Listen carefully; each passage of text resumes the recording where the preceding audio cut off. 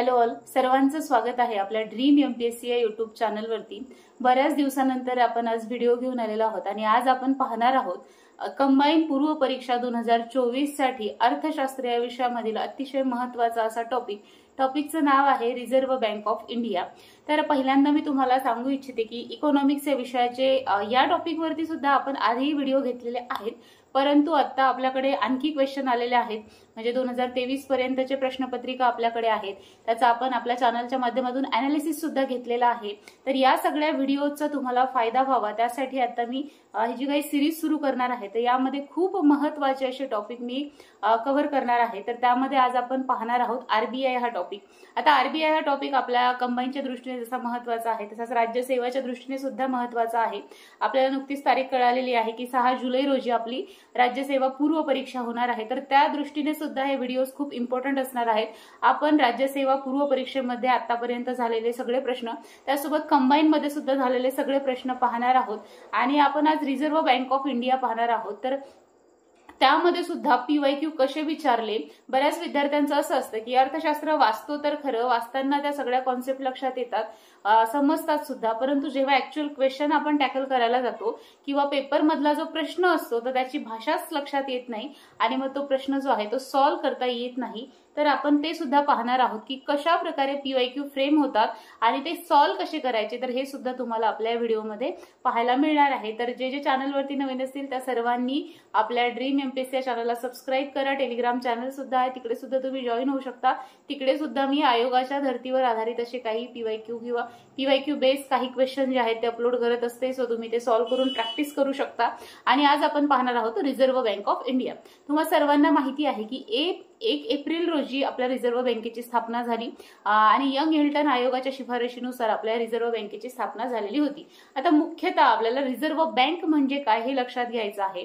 तर reserve bank of India नावात थोडाफार अर्थ तुम्हाला दिसत असेल की रिझर्व्ह असा शब्द आहे, तर रिझर्व्ह किंवा मध्यवर्ती बँक ही जी आहे तर ही बँक नेमकं काय कार्य करते, स्थापना कशी झाली, या सगळ्या गोष्टी तर आपण पुढे पाहणारच आहोत, पण एक थोडक्यात कॉन्सेप्ट सांगते की रिझर्व्ह बँक ऑफ इंडिया कसं काम करते। तर पहा, जसं आपल्या घरामध्ये आपल्या वडिलांकडे काहीतरी खातं असतं, ओके, आपले वडील म्हणा किंवा आपल्या घरातली जी काही कमावती व्यक्ती आहे ती काय करते, आपल्याला पैसे वापरायसाठी देते, है ना। कधी आपल्याला जर लागलं अडी अडचणीला तर तेव्हा पैसे देते, आपल्याला आपल्या काही गोष्टी ज्या आहेत त्या आपण चांगल्या ठेवायच्या असतील तर त्यांच्याकडे देतो, असं जे काही कार्य असं थोडंफार कार्य या रिझर्व्ह बँक ऑफ इंडियाचं सुद्धा आहे।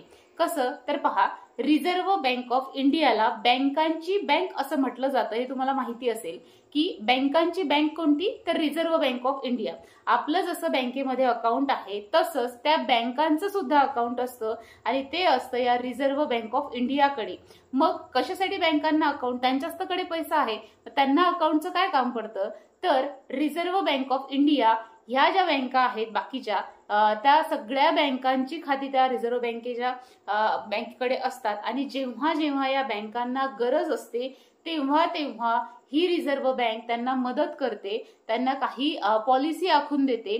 ती पॉलिसी आपल्यासाठी महत्वाची आहे, त्याची कुठली कुठली साधनं आहेत ती आपल्यासाठी महत्वाची आहेत, तर ती साधनं कोणती आहेत किंवा ते कुठल्या काय म्हणता येईल साधनांचा वापर करते, कशा प्रकारे करते, त्याची काय गरज आहे, त्याच्यावरती आपल्याला आजपर्यंत आलेले पीवायक्यू कुठले आहेत, तर या सगळ्या गोष्टी आपल्याला आजच्या व्हिडिओमध्ये पाहायच्या आहेत। तर आपण सुरू करूया। सुरुवातीला मी तुम्हाला काय काय महत्वाचं आहे ते सांगते। तर पहा, ही जी काही रिझर्व्ह बँक ऑफ इंडिया आपण आता पाहणार आहोत, तर या बँकेची आपल्याला रचना महत्वाची आहे। त्यामध्ये कुठले कुठले गव्हर्नर कुठले आहेत, डेप्युटी गव्हर्नर कुठले आहेत, संचालक मंडळात किती सदस्य असतात, त्यांचं काय काय काम असतं ते थोडक्यामध्ये, खूप डिटेल नाही। आता जे पुस्तक मी तुम्हाला सजेस्ट केलं होतं ते म्हणजे आपल्या देसले सरांचं सर्वश्रुत सर्वांना माहिती असलेलं, सर्वजण वापरत असतील असं पुस्तक म्हणजे देसले सरांचं पुस्तक आहे आपल्या। आणि या देसले सरांच्या पुस्तकामध्ये आपल्याला खूप डिटेल असा डेटा आता दिलेला आहे। आधीचं पुस्तक थोडं छोटं होतं, तुम्ही जर जुने पुस्तकं पाहिले असतील, पण आताचं पुस्तक बल्की आहे, मोठं आहे आणि यामध्ये खूप डिटेलमध्ये सगळे टॉपिक आहेत। तेवढे सगळे आपल्याला डिटेलमध्ये सध्या करायचे नाही आहेत, ते मेन्सच्या दृष्टीने तुम्ही वाचू शकता, पण सध्या आपली प्रायोरिटी असली पाहिजे कंबाईन पूर्व परीक्षा किंवा राज्यसेवा पूर्व परीक्षा। आणि त्या दृष्टीने मग तुम्हाला जे काही आपण PYQ वरून पॉइंट काढले होते महत्वाचे, तर त्या पॉइंटला अनुसरून कुठले महत्वाचे असे घटक आहेत, त्या घटकांमधलेही सब टॉपिक कुठले महत्वाचे आहेत ते पाहायचं आहे. ते पाहत असतानाच मध्ये मध्ये काही PYQ सुद्धा मी तुम्हाला सांगणार आहे. सो PYQ सुद्धा आपल्याला घ्यायचे आहेत. कुठल्या इथे कुठल्या पेपरमध्ये प्रश्न आला होता ते सुद्धा आपण पाहू. सो हे सगळं आपल्याला पाहायचं आहे. सो चालू करूया आपण आपला रिझर्व्ह बँक ऑफ इंडिया हा टॉपिक. आणि तुम्हाला समजेल अशाच पद्धतीने मी सांगेल. तुम्ही एकदा आपला व्हिडिओ पाहिला आणि एकदा त्यातले PYQ सोडवून पाहिले किंवा तुम्ही तुमचा पुस्तकातला तो घटक वाचला तर तुम्हाला टॉपिक डिटेलमध्ये लक्षात येईल. तुम्ही जर आधी झालेलं असेल तर छानपैकी रिव्हिजन होईल. सो व्हिडिओ शेवटपर्यंत पहा, तुम्हाला याचा नक्की फायदा होईल. राज्यसेवा करत असाल तरीही आणि पूर्व परीक्षा कंबाईनची देत असाल तरी सुद्धा. तर स्टार्ट करूया. तर पहा, आपल्याला पाहायचं आहे रिझर्व्ह बँक ऑफ इंडिया, ज्याला आपण शॉर्टकटमध्ये RBI म्हणूया. रिझर्व्ह बँक ऑफ इंडिया भारताची रिझर्व्ह बँक असं मराठीतही म्हटलं चालेल, मध्यवर्ती बँक ती आहे असं आपण म्हणू शकतो. मग आता आपल्याला याची माहिती आहे की आपल्याला काय पाहायचं आहे, तर स्थापना पाहायची आहे पहिल्यांदा. त्यानंतर दुसरं काय पाहायचं आहे, रचना पाहायची आहे. त्यानंतर काय पाहायचं आहे, समित्या पाहायच्या आहेत. तर यामध्ये 2 समित्या आपल्यासाठी पाहणं आवश्यक आहे. एक आहे मौद्रिक धोरण समिती आणि दुसरी जी आहे ती आहे बँक बोर्ड ब्युरो, म्हणजे त्याला आपण BBB असं म्हणू शकतो. तर त्या 2 समित्या आपल्याला पाहायच्या आहेत. त्यानंतर आपल्याला काय पाहायचं आहे, तर या बँकेचं जे काही चलनविषयक धोरण असतं, ओके, चलनविषयक धोरण जे असतं तर ते आपल्याला पाहणं आवश्यक आहे. आपल्याला वाटत असेल आपलं तर RBI मध्ये काही खातं नाही, मग आपल्या जीवनामध्ये या बँकेचा काही रोल असणार नाही, परंतु RBI आपल्या बँकांना कशी काय म्हणता येईल नियम पाडून देते किंवा कशा प्रकारे चालवण्यासाठी मजबूर करते असं म्हणूया आपण. त्याची जशी आपली राज्यघटना आहे तशी यांची घटना आहे बँकांची. आणि मग हे नियमन जे आहे ते या धोरणांतर्गत RBIच्या मार्फत केले जातात आणि मग बँका तसं कार्य करतात आणि त्याचा जो काही असर आहे तो आपल्या आयुष्यावरती होतो. कसा होतो ते तुम्हाला पुढे लक्षात येईलच. सो ते आपल्यासाठी महत्वाचं आहे आणि याच्यावरतीच तुम्हाला मोस्ट ऑफ द PYQ दिसतील या चलन विषयक धोरणावरती. मग यातली संख्यात्मक साधने आहेत किंवा गुणात्मक साधने आहेत, याच्यातला जास्त भर असतो संख्यात्मक साधनावरती. याच्यामध्ये मग SLR असेल, CRR असेल किंवा ऑपरेशन असतात, जे ओपन मार्केट पॉलिसी असतात तर ते आहेत. खुल्या बाजारातील जे काही व्यवहार आहेत ते. त्यानंतर जे काही बँक रेट आहे, ओके, त्यानंतर रेपो रेट आहे, रिव्हर्स रेपो रेट आहे. तर ह्या सगळ्या गोष्टी ज्या आहेत त्या आपल्यासाठी पाहणं आवश्यक आहे आणि हे सगळं आपल्याला आपल्या या RBIच्या सिरीजमध्ये पाहायचं आहे. एका व्हिडिओमध्ये हे होणार नाही. आज जितकं जास्त घेता येईल तितकं आपण कव्हर करूया. ओके, सो स्टार्ट करूया आपण. मग आता स्थापना काय महत्वाचंच मी तुम्हाला सांगणार आहे. जास्त डीप मध्ये आपल्याला जायचं नाहीये. जितकं आपलं कंबाईन पूर्व परीक्षेच्या दृष्टीने आवश्यक आहे तितकं आपण घेऊया. तर पहा, 1657-58 हा काळ कुठला होता लक्षात घ्या. 1600 मध्ये ईस्ट इंडिया कंपनी आपल्या भारतामध्ये आली होती आणि त्या काळामध्ये बँक ही गोष्ट तरी लोकांच्या डोक्यात होती का? अजिबात नाही. बँक ही संकल्पनाच आपल्याला माहिती नव्हती. परंतु या काळामध्ये स्वीडन या देशामध्ये रिक्स बँक ऑफ स्वीडन, ओके, या नावाची एक मध्यवर्ती बँक होती. पहिली म्हणू शकतो आपण याला. तर पहिली मध्यवर्ती बँक कुठे होती? स्वीडनमध्ये. कोणती? रिक्स बँक ऑफ स्वीडन, ओके. मग त्यानंतर 1694 मध्ये बँक ऑफ इंग्लंड, ओके. पहिली कुठली होती? रिक्स बँक ऑफ स्वीडन आणि दुसरी कुठली आहे मग? Bank of England, okay. तर दुसरी म्हणूया आपण याला मध्यवर्ती बँक, ही बँक ऑफ इंग्लंड जी आहे ती. त्यानंतर मग 1913 मध्ये, आता हे सगळे तुम्हाला जे काही फ्लो चार्ट म्हणूया आपण तर देतो. यातलं आपल्याला इतकं काही महत्वाचं नाही. पहिल्या बँकेबद्दल आपल्यासाठी महत्वाचं आहे 1913 मध्ये. तर फेडरल रिझर्व्ह बँक जी होती ती आहे अमेरिकेमधली, ओके. आणि आपल्यासाठी महत्वाची आहे ती म्हणजे आपली 1 एप्रिल स्थापना आपल्यासाठी पाहणं आवश्यक आहे. तर 1 एप्रिल 1935 रोजी स्थापन झालेली आपली RBI reserve bank of India. म्हणजे किती मोठा काळ लागला पहा आपल्या इथं बँकिंग प्रणालीचा विकास होण्यासाठी किंवा उदयाला येण्यासाठी. तर ती म्हणजे रिझर्व्ह बँक ऑफ इंडिया कधी स्थापन झाली? 1 एप्रिल 1935. तर मग आपल्यासाठी स्थापना ही महत्वाची आहे. तर या जी काही बँक आहे या बँकेच्या स्थापनेची जी काही शिफारस आहे ती कोणी केली होती? यंग हिल्टन आयोग. महत्वाचं आहे, लक्षात घ्या. यंग हिल्टन आयोगाच्या काय म्हणता येईल माध्यमातून किंवा त्यांच्या शिफारशीनुसार या बँकेची स्थापना झाली होती. कायदा होता 1934. 1934च्या कायद्यानुसार आरबीआयची काय आहे तर स्थापना झालेली आहे. आता तुम्ही जर का देसले सरांच्या पुस्तकातून अभ्यास केला असेल किंवा करत असाल, तुमच्याकडे पुस्तक ऑब्व्हियसली असणारच आहे, तर त्यामध्ये डिटेलमध्ये इतिहास दिलेला आहे. वन टाइम तुम्ही रीड करून घेऊ शकता. इतकं काय त्याच्यामध्ये महत्वाचं नाही आहे. आपल्यासाठी ही पहिली बँक महत्वाची, देन आपली आरबीआयची स्थापना महत्वाची. आयोग कुठला? यंग हिल्टन आयोग. इथेच पाठ होईल, परत परत ते तिथेच रिवाइज करायचं. सो हे सगळं आपल्यासाठी महत्वाचं आहे. ओके, मग आता ही जी काही आपण आरबीआय पाहिली, तर या आरबीआयचे पहिले गव्हर्नर कोण होते? फर्स्ट 1 एप्रिलला जेव्हा स्थापना झाली तेव्हा याचे पहिले गव्हर्नर कोण होते? Osborne Smith. कोण होते? Osborne Smith. भारतीय व्यक्ती नव्हते, पहिले गव्हर्नर होते ऑसबॉर्न स्मिथ. आणि मग पहिले भारतीय कुठले होते तर ते आहेत सी.डी. देशमुख. ओके, कुठले आहेत? सी.डी. देशमुख पहिले भारतीय. तसे पहिले कोणते होते? ऑसबॉर्न स्मिथ, हे भारतीय नाही आहेत. त्यानंतर पहिले भारतीय कुठले आहेत तर सी.डी. देशमुख. मग आता सध्याचे किती आहेत? 25वे. सध्याचे गव्हर्नर कोण आहेत? शक्तिकांत दास. ओके, शक्तिकांत दास म्हणजे आपण हे म्हणूया आपल्या घरातले वडील. यांना काय म्हणूया आपण? एक मिनिट, खालचं दिसत नाहीये. यांना काय म्हणूया आपण? आपल्या घरातले हे वडील आहेत किंवा बँक चालवणारे हे महत्वाचे असे व्यक्ती आहेत. बँकेचे गव्हर्नर आहेत. कितवे आहेत? 25वे. कधीपासून आहेत? 12 डिसेंबर 2018 पासून ते कार्यरत आहेत. ओके, मग आता आपल्याला यांचं नाव महत्वाचं आहे. त्याचसोबत मग याच्या आधी कुठले होते? 24वे कोण होते? 24वे उर्जित पटेल. उर्जित पटेल हे नाव आपल्याला माहिती आहेत, कारण हे नाव गाजलेले व्यक्तिमत्व आहेत, तर ते आपल्याला नाव माहिती आहेत. सध्याचे कोण आहेत ते सुद्धा आपल्याला माहिती असेल. आपल्याला माहित काय नसतं? पहिले कोण होते, मग पहिले भारतीय कोण होते, त्यानंतर कोणत्या आयोगाच्या शिफारशीनुसार रिझर्व्ह बँकेची स्थापना झाली, आणि याही नंतर महत्वाचं म्हणजे 10 मार्च 1949 ही तारीख आपल्यासाठी खूप महत्वाची आहे.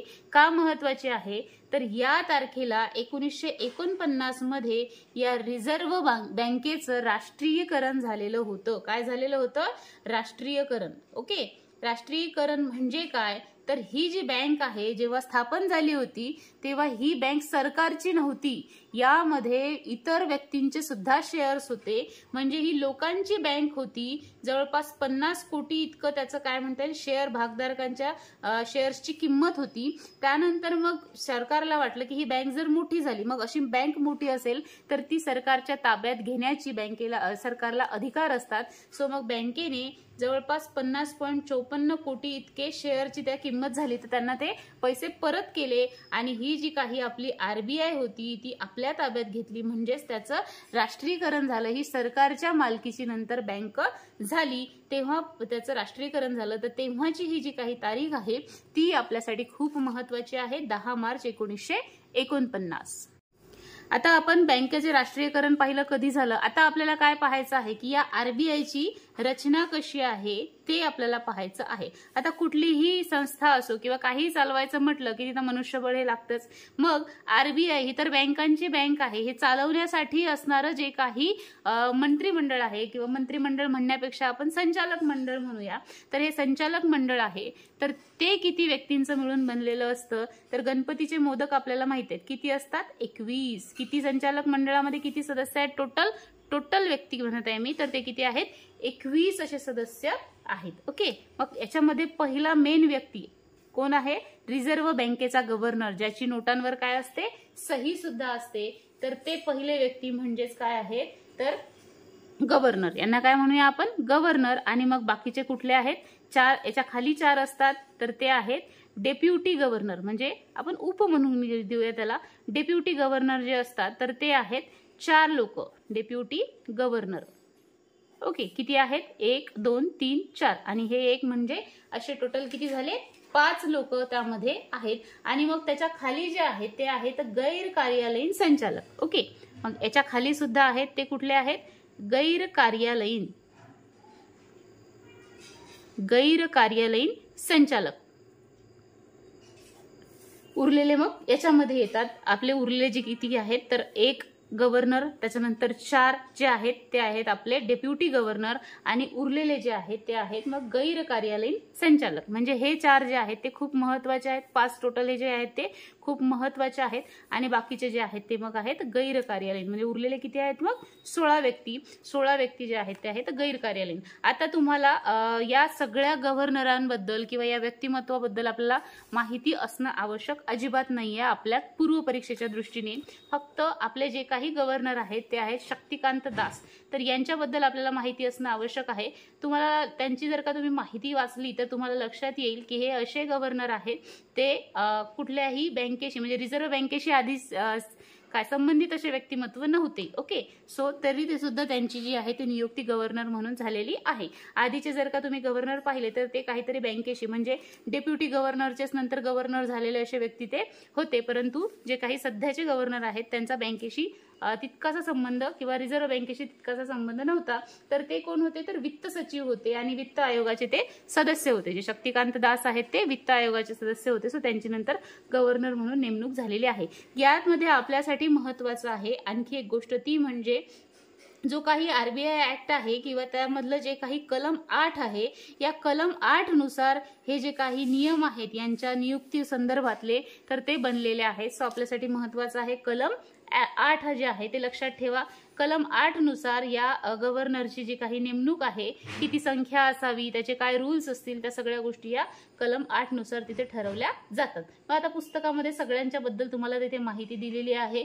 कार्यालयीनचं काय कार्य आहे वगैरे ते इतकं डिटेल जाऊ नका. जितकं सांगते तितकंच चांगल्या प्रकारे करा. PYQ पाहाल तर तुमच्या लक्षात येईल की माहिती कशावरती भर आपल्या आयोगाच्या पेपरमधल्या प्रश्नांचा जातो. मग इतकंच आपल्यासाठी महत्वाचं आहे. टोटल 21 असतात. एक मुख्य, त्यानंतर 4 त्याला मदत करणारे डेप्युटी, त्यानंतर उरलेले गैर कार्यालयीन मग 16 जण. ओके, सो हे सगळे लोक आहेत आणि त्यामधले बरेचसे पद रिक्त आहेत सध्या सुद्धा. तुम्ही जर पाहाल तर तुम्हाला नेटवरती त्यांची नावं मिळून जातील. डेप्युटी मधले नावं 4 तुम्ही माहिती करून घेऊ शकता. यामध्ये पहिले जे आहेत ते आहेत M राजेश्वर. ओके, दुसरे जे आहेत ते आहेत मायकल पात्रा. त्यानंतर तिसरे जे आहेत ते आहेत T Ravishankar. Yes, T Ravishankar. आणि त्यानंतर शेवटचे जे आहेत ते आहेत महेश जैन. हे कोण आहेत? 4ही जण डेप्युटी गव्हर्नर. आणि पहिले तर आपण आधीच पाहिलं ते कोणते आहेत? शक्तिकांत दास. ओके, नाव देवाचेच आहेत पहा. राजेश्वर आहे, शंकर आहे, जैन आहे, जैन मुनी म्हणू शकतो आपण, आणि पत्रावडी. ओके, सो अशा प्रकारे हे लक्षात तुम्ही ठेवू शकता. 4 जणांची नावं. येऊ शकतो एखादा प्रश्न एखादा वगैरे किंवा 1 लाईन मध्ये त्यात ऍड होऊ शकतं, पण इतकं काही त्याच्यावर भर नाही. पण नावं आपल्याला माहित असणं तिथे अपेक्षित आहे, आपण जे एक्झामची तयारी करतोय त्यानुसार. आता मग आपण म्हटलं होतं की आपल्यासाठी त्यांनी ज्या काही समित्या आहेत किंवा संस्था आहेत या आरबीआयशी रिलेटेड, त्या आपल्यासाठी महत्वाच्या आहेत. कार्यालय कुठे आहे बरं? मुख्य कार्यालय तर मुंबई येथे आहे. ओके, आणि मग झोनल कार्यालय सुद्धा आहेत. पहिलं मुख्य कार्यालय आहे आपलं मुंबई. मुख्य कार्यालय कुठे आहे? मुंबईला. त्यानंतर 4 झोनल कार्यालय कुठे कुठे आहेत तर मुंबई आहे एक, त्यानंतर दिल्ली आहे, त्यानंतर कोलकाता आहे आणि त्यानंतर चेन्नई आहे. ओके, इथे मग आणखी 20 क्षेत्रीय वगैरे ते डिटेलमध्ये आहे, पण इतकं काही आपल्याला तिथे आवश्यक नाही. असं इतकंच तुम्ही तिथे लक्षात ठेवा. त्यानंतर आणखी एक महत्वाची गोष्ट म्हणजे आता जेव्हा रिझर्व्ह बँकेची स्थापना झालेली होती तेव्हा रिझर्व्ह बँकेचं जे आर्थिक वर्ष आहे ना ते होतं 1 जानेवारी ते 31 डिसेंबर हे होतं. त्यानंतर मग ते बदलत गेलं आणि सध्या जे आहे ते काय आहे? 1 एप्रिल ते 31 मार्च. मार्च एंडिंग हा शब्द तुम्ही ऐकला असेल ना. 1 एप्रिल ते 31 मार्च हे आपल्या रिझर्व्ह बँकेचं सध्याचं आर्थिक वर्ष आहे. कधीपासून हे मान्य केलेलं आहे तर 1 एप्रिल 2021 पासून हे आपलं आरबीआयचं सुद्धा काय आहे? आर्थिक वर्ष आहे. सो हे लक्षात तुम्हाला ठेवायचं आहे. कसं कसं बदलत गेलं इतकं काही लक्षात ठेवू नका. सुरुवातीला आपलं सरळ वर्षच होतं, त्यानंतर आता आहे 1 एप्रिल ते 31 मार्च. March ending. ओके, हे लक्षात राहील, काही कठीण नाहीये.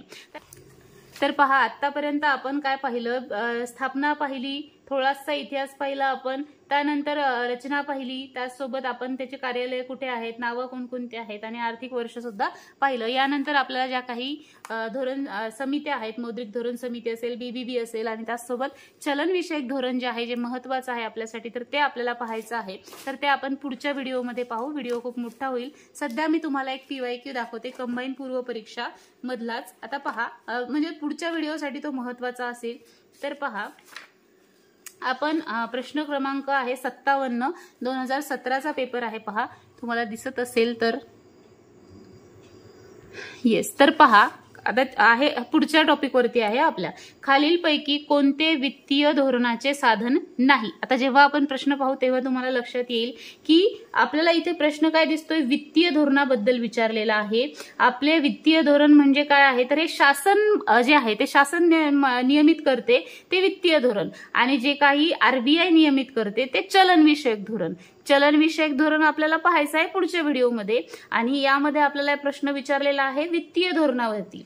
तर वित्तीय धोरणामध्ये मग आपल्याला इथे पहा 3 गोष्टी दिसत आहेत। कर आकारणी, सार्वजनिक हा शब्द आलेला आहे आपले ओळख लक्षात ठेवण्यासाठी, सार्वजनिक, त्यानंतर सार्वजनिक कर्ज आणि सार्वजनिक खर्च आणि कर आकारणी हे काय आहेत, वित्तीय धोरणाचे साधनं आहेत।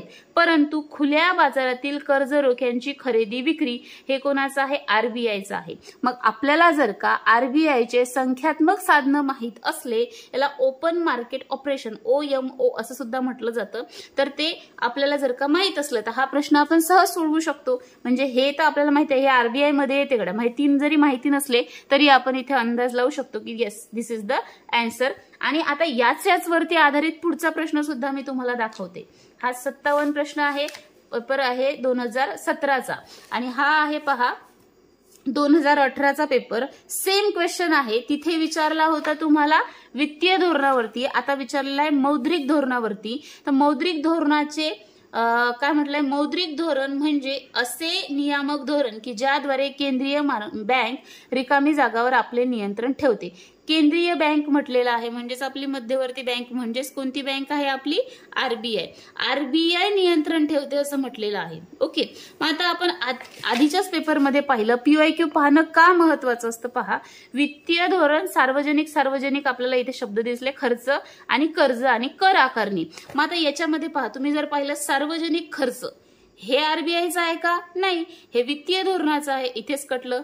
कर महसूल कर आकारणी कशाचं आहे, वित्तीय धोरणाचं आहे, इथेच कटलं। आता वरील सर्व येणार आहे का, नाही येणार, हे इथेच कटलं। म्हणजे आपल्याला जरी माहिती नसलं काय आहे, परंतु जर आपण PYQ पाहिले असले तर हे 2 टॉपिक आपल्याला लक्षात येतात की हे जे आहेत ते वित्तीय धोरणाचे आहेत, मौद्रिक धोरणाचं नाही आहे। त्यामुळे हे जे काही उत्तर आहे, पैशाचा पुरवठा यावरती नियंत्रण ठेवण्याचं काम कोण करते, RBI करते। आणि ते कसं करते हेच तुम्हाला पुढच्या व्हिडिओमध्ये मी खूप छान प्रकारे समजावून सांगेल। सो हा व्हिडिओ पूर्ण पाहिला त्याबद्दल खूप खूप धन्यवाद। PYQ का महत्वाचे असतात हे तुमच्या लक्षात आलं असेल। सो भेटूया पुढच्या व्हिडिओमध्ये, त्यामध्ये आपण चलनविषयक धोरणाबद्दल खूप चांगल्या प्रकारे डिटेलमध्ये पाहूया। So thank you so much for listening me. भेटूया पुढच्या व्हिडिओमध्ये। चॅनलवरती नवीन असाल तर नक्की सबस्क्राईब करा। थँक्यू।